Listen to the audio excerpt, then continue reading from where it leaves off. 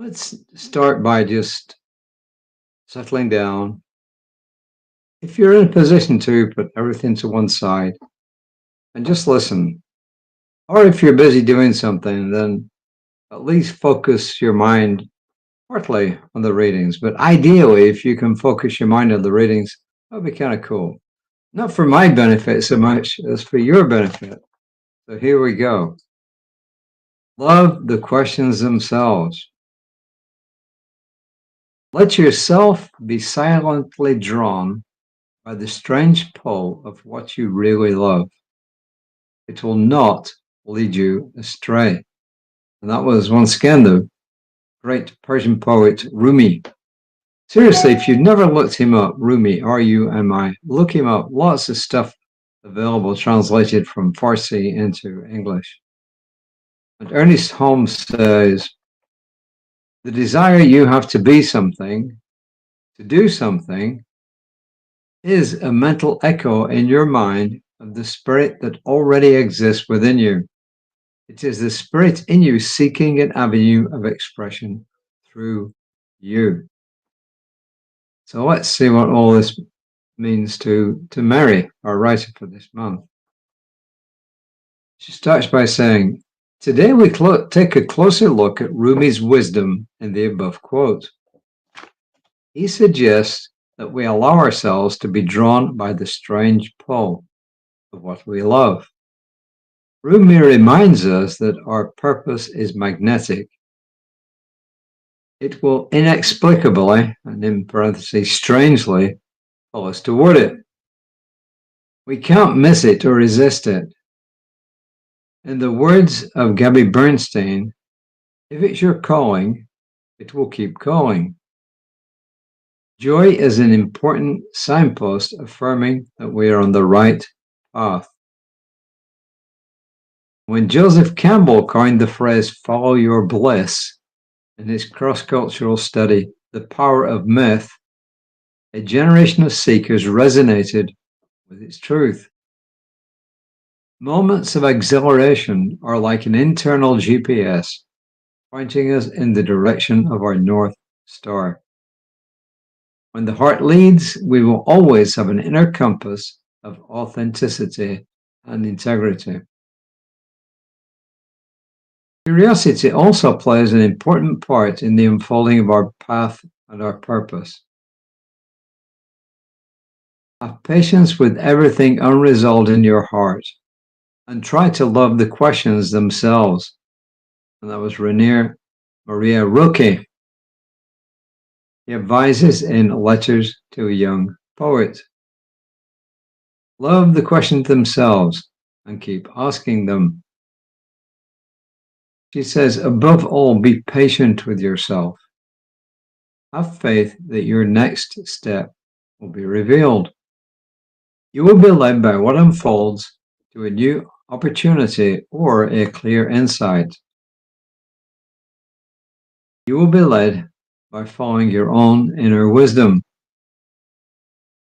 You will be led by what feels meaningful, even if it's hard. You will be led by what brings you a sense of joy. You will hear the call that is yours alone to hear.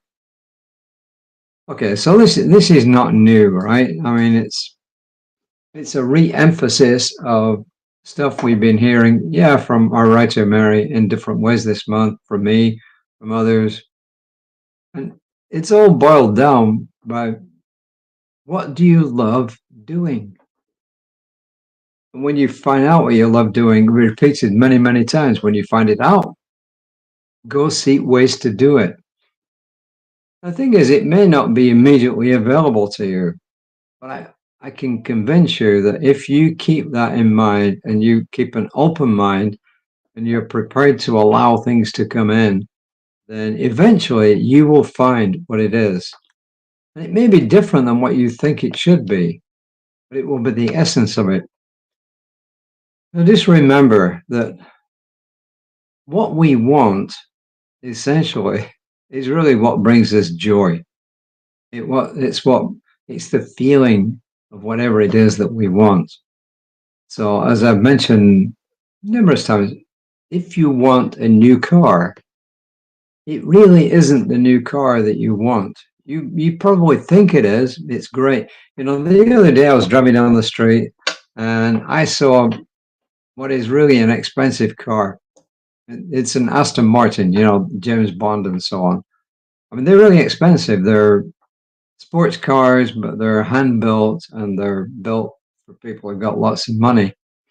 But somebody who wants the Aston Martin, they don't really truly in their final ideas want the Aston Martin. What they really want is the feeling that goes with having the Aston Martin and driving the Aston Martin.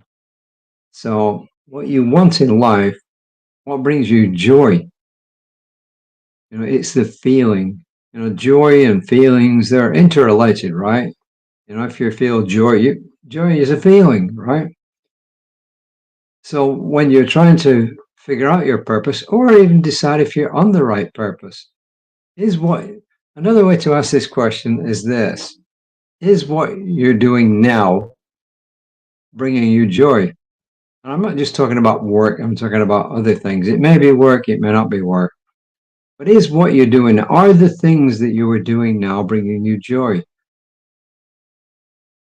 Now, sometimes we're stuck in a job because, hey, we need the money. You know, we can't just say, hey, I don't get joy out of this job. I'm going to leave it and go.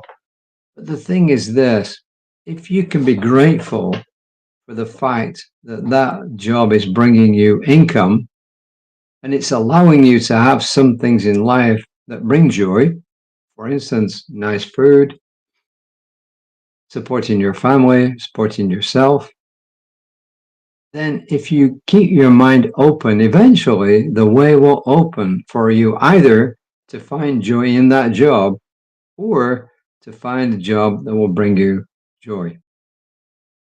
It's just a law of the universe. But sometimes we have to be grateful for what we have right now.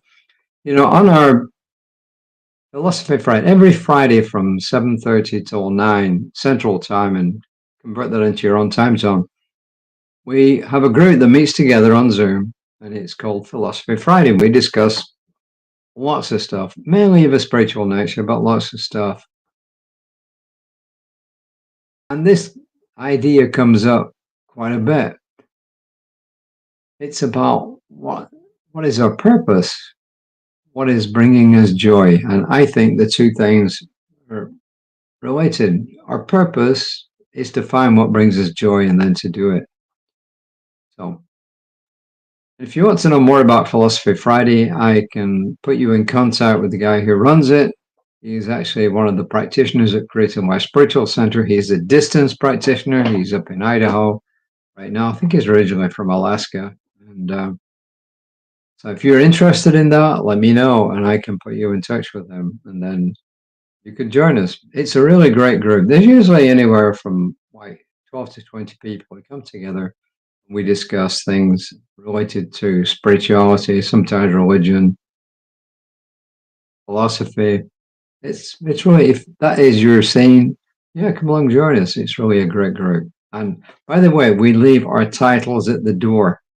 You know, there's several ministers on there, and each of us leave our title at the door. On Zoom, we don't put down Reverend such body. We leave it at the door. If we're practitioners, some of us are, we leave that at the door. So anyway. Oh, yes. We need the affirmations for today. Divine wisdom guides me in all of my actions today. Divine wisdom guides me in all of my actions today. I'm in the flow of ease and grace. I am in the flow of ease and grace. So even if you don't think you are right now, when you repeat affirmations like this, it's going to lead you into that and you will end up with your joy, with your bliss. So look out for my colleague, Reverend Lisa Ryan, tomorrow morning at, let me see, 9:15 Sunday, but she'll still be on at 9:15 on Creative My Spiritual Center Facebook page. You'll find me on whatever social media you found me. And so until next time, I'm going to get ready And I'm actually going to do a couple of things today. I still have to do some grocery shopping and I still have to continue my workout. So until next time. Oh, yes. The light of God surrounds us. The love of God enfolds us. The power of God protects us. The presence of God watches over us. Everywhere we are, God is, and all is well. Until next time, namaste.